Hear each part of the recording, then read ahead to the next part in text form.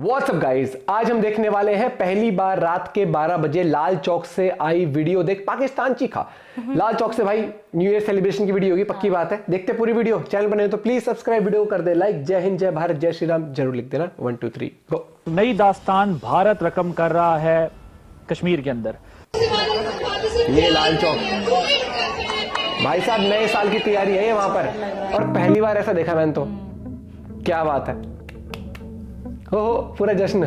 But Lal Chowk में पहली बार ऐसा इवेंट देखने को मिल रहा है। भारत जिस तरह से कश्मीर में 5 अगस्त के बाद से 5 अगस्त 2019 के बाद से जिस तरह से सामने आ रहा है, रिलेटेड मैं आपको वीडियो दिखाना चाहूंगा जो अभी कि ये इंडिया साइड कश्मीर है, लाल चौक। तो कुछ ये है कि भारत को इग्नोर करना दुनिया के लिए बड़ा मुश्किल है।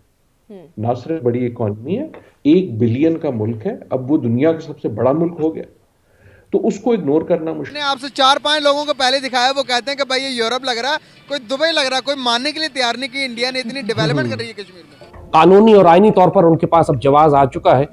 अब वो पूरी दुनिया में ये एक जवाब बना चुके हैं कि वो आजाद कश्मीर और गिलगित बल्तिस्तान भारत का हिस्सा है। यानी आपको ये लग रहा है कि अनकरीब गिलगित बल्तिस्तान भी हमारे हाथ से जाने वाला है? मेरे ख्याल से जब उन्होंने एक चीज़ को ठान लिया तो फिर करके दिखाते हैं वो। और नरेंद्र मोदी साहब के साथ तकरीबन हर मुल्क का जो वज़ीर आज़म है वो उनके साथ खड़ा हो जाता है। लिहाजा अब सिर्फ जंगी कार्रवाई की जरूरत है, और उसके लिए उनकी फौजें पहले ही हमारी सरहदों के बिल्कुल साथ आकर खड़ी हो चुकी हैं। मेरे ख्याल में हमारी खुद एहतसाबी का सवाल ये भी है कि हमें इग्नोर करना बड़ा आसान है। उनकी आर्मी हमसे बड़ी, उनकी इकोनॉमी इतनी स्ट्रॉन्ग, उनके जीडीपी इतनी स्ट्रॉन्ग, इतना मालदार मुल्क है, क्या डरेगा हमसे? अगर ये पाकिस्तान सारी आवाम इकट्ठी हो जाए तो वो कुछ भी नहीं है हमारे सामने। उनकी आवाम अगर इकट्ठी होगी तो कहाँ जाएगा भाई? हेलो फ्रेंड्स, जय हिंद। हिंदुस्तान स्पेशल में आपका स्वागत दोस्तों। श्रीनगर का लाल चौक जो कभी कश्मीर विरोधी आंदोलनों और पत्थरबाजों की जद में था, वहां अब नए साल का जश्न बहुत धूमधाम से मनाया जा रहा है। इतिहास में यह पहली बार हुआ जब लाल चौक पर नए साल का जश्न मनाया गया। नए साल के इस जश्न के दौरान लाल चौक के ऐतिहासिक क्लॉक टावर यानी घंटाघर पर लोगों को बॉलीवुड गानों की धुन पर गाते और नाचते देखा गया। नए साल के जश्न में हिस्सा लेने के लिए हजारों लोग घंटाघर पर इकट्ठे हुए। स्थानीय लोगों के साथ साथ कश्मीर घाटी में आने वाले पर्यटकों ने भी जश्न में भाग लिया। वह श्रीनगर के प्रसिद्ध घंटाघर में समारोह को लेकर बेहद उत्साहित थे। श्रीनगर शहर के विभिन्न हिस्सों से स्थानीय लोग नए साल के जश्न में शामिल हुए और इसका हिस्सा बनने के लिए बेहद उत्साहित दिखे। नए साल के जश्न की तस्वीरें सोशल मीडिया पर खूब वायरल हो रही हैं। पाकिस्तान लाल चौक से आई इन तस्वीरों को देख सकते में है। तो चलिए दोस्तों, आज की वीडियो की तरफ चलते हैं। Thank you so much. तो एक तो ये देखना होगा कि क्यों कर रही है, और दूसरा ये देखना होगा कि हमें क्या करना चाहिए इसके बारे में, इसको तब्दील करने के लिए। अगर जो आपका मफरूज़ है और दुरुस्त है, मतलब उसके अलावा भी चीज़ें सिर्फ इसलिए नहीं कर रही कि इंडिया की इकॉनमी बहुत बड़ी है। जब इंडिया की इकॉनमी इतनी बड़ी नहीं थी तब भी ऐसा नहीं था कि दुनिया जो थी वो कश्मीरियों के पीछे आ गई थी। इकॉनमी तो अब बड़ी होनी शुरू हुई। तो कुछ ये है कि भारत को इग्नोर करना दुनिया के लिए बड़ा मुश्किल है। सीधी बात। ना सिर्फ बड़ी इकॉनमी है, 1 बिलियन का मुल्क है, अब वो दुनिया का सबसे बड़ा मुल्क हो गया, तो उसको इग्नोर करना मुश्किल है। लेकिन मेरे ख्याल में हमारी खुद एहतसाबी का सवाल ये भी है कि हमें इग्नोर करना बड़ा आसान है। कश्मीर को इग्नोर करना बड़ा आसान। अगर ये मफरूजा मान लें कि सिर्फ इकॉनमी की वजह से उसको नजरअंदाज किया जाता है, तो फिर हमें ये सीखना चाहिए कि यार हम भी अपनी इकॉनमी ठीक कर लें। करना नहीं चाहते तो हम भी अपनी इकॉनमी इस लेवल तक ले आए कि जब हम बात करें तो हमें इग्नोर करना मुश्किल ना हो। इतना आसान इनको कर्जा। राइट, मैं चीज को डाइवर्ट करने की कोशिश नहीं कर रहा, मैं स्ट्रेटेजिक बात कर रहा हूँ कि इन अ वे हमारे पास एक हकीकत है जिसका आपने इजहार किया, उस पे या तो हम मातम कर सकते हैं, या तो हम वो क्रोकोडाइल के आंसू बहा सकते हैं कि वो दुनिया बड़ी इमोरल है। यार इमोरल तो हम हमारी दुनिया में, हमारे अपने मुल्क में जो मसाइल हैं वो कम है। और अब यही सारी कार्रवाई वो आजाद कश्मीर और गिलगित बल्तिस्तान पर कब्जे के लिए डाल चुके हैं। कार्रवाई मुकम्मल है, कानूनी और आईनी तौर पर उनके पास अब जवाब आ चुका है। अब वो पूरी दुनिया में ये एक जवाब बना चुके हैं कि वो आजाद कश्मीर और गिलगित बल्तिस्तान भारत का हिस्सा है। भारत की पार्लियामान ने उसको तस्लीम कर लिया है, सीटें मुख्तस कर दी हैं, आइन में तब्दीली हो चुकी है। लिहाजा अब सिर्फ जंगी कार्रवाई की जरूरत है, और उसके लिए उनकी फौजें पहले ही हमारी सरहदों के बिल्कुल साथ आकर खड़ी हो चुकी हैं। और जैसे कि कहा कि अब सूरत हाल यहाँ पहुंच चुकी है कि पाकिस्तानी कौम मुकम्मल तौर पर इस खतरे से गाफिल है। पाकिस्तान में जब किसी को यह बताओ कि भारत जंगी तैयारियां कर रहा है, तंज और मजाक उड़ाया जाता है कि आप बहुत अरसे से सिर्फ ये चूरन बेच। इंडिया का कहना है Kashmir is an integral part of India.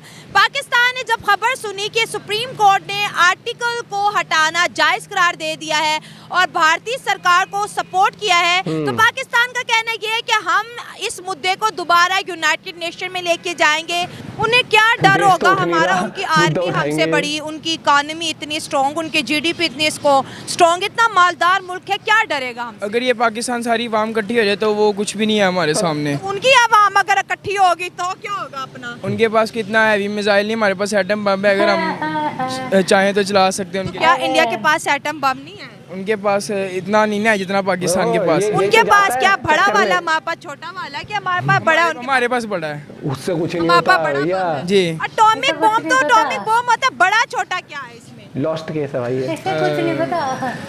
सोचने वाली बात है। चले ये बताएं, जो जजेस का फैसला आया उस पे आपकी क्या राय? जज ने फैसला क्या किया है? उन्होंने कहा है ये कि आर्टिकल 370 का हटना एक जायज ठीक थी और ये एक वैलिड है, ये फैसला वैलिड है जी। नहीं वैलिड। उनको चाहिए कि कश्मीर के हक में फैसला दें और कश्मीर को आज़ाद करवाएं किसी ना किसी तरह से।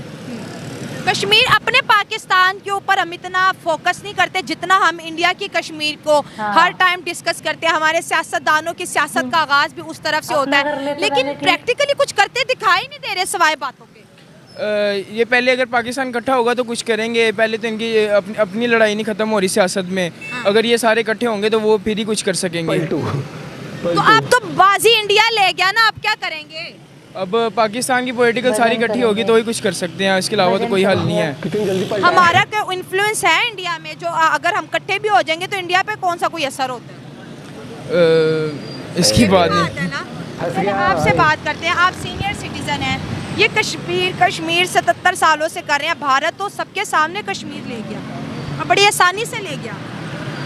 ये जो हमारे हुक्मरान हैं, लीडर हैं, ये जितने भी हमारे सरकारी मुलाजिम हैं, ये शुरू से ही काफ़ी अरसा हो गया है ये बिक रहे हैं। अच्छा। सिर्फ ये सब इनकी कमज़ोरियों से गया है। तो हमारी जो पाकिस्तानी अवाम है, गवर्नमेंट मुलाजिम हैं, ये सब पैसे के पुजारी हैं। ठीक है, ये अभी भी बिक रहे हैं। जो आप जजेस हैं सब इनकी गलतियों से गया है, कताइयों से गया है। ठीक है, अभी उधर फ़लस्तीन में जंग लगी हुई है, इन्होंने कोई उनका साथ नहीं दिया, लेकिन फ़लस्तीन है जो वो बड़े अच्छे ख्वाब देख रहा था कि अगर हमारा कोई मुल्क भी, कोई कंट्री भी हमारा साथ ना दे तो पाकिस्तान ज़रूर देगा। लेकिन यही ख्वाब कश्मीर ने भी देखा था, वो भी नाउमीद हो गया, मायूस हो गया। तो ये हमारे लीडर हैं, जो हुक्मरान हैं, ये तो उनका काम है। ये वाम तो कुछ भी नहीं कर सकती, आगे चलेगी ये हमारी हुकूमत अवाम को लेके। अच्छा। तो फिर ये हो सकता है। अब तो कुछ भी नहीं हो सकता ना। अब तो भारत ने और सुप्रीम कोर्ट ने कहा है कि 2024 सितंबर तक जल्द से जल्द वहाँ पर इलेक्शन करवाया जाए, वहाँ पर डेमोक्रेसी आ जाएगी।